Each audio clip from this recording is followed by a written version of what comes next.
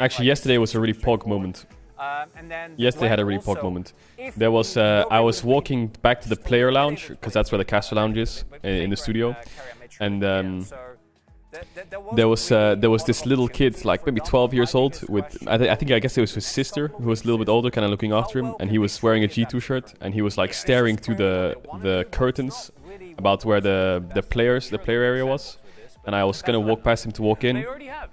And he looked so excited and he was shaking a bit. And I was like, are you okay?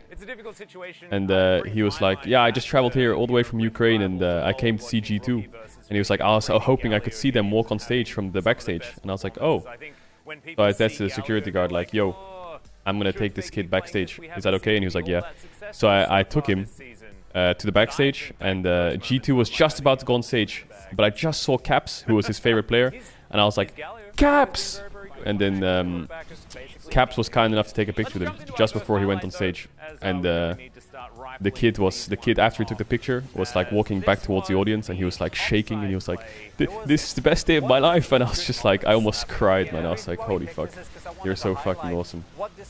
Absolute legend. Yeah, props, shout out to Caps.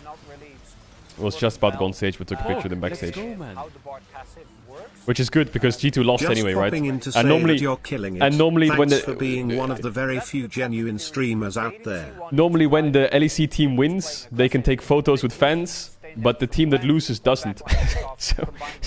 so he came over and G2 lost, so he wouldn't have got a picture with him. So luckily he did in the end. Sort of like we had to illustrate that the composition isn't necessarily all bad. So it's funny. And I think that the cast is represented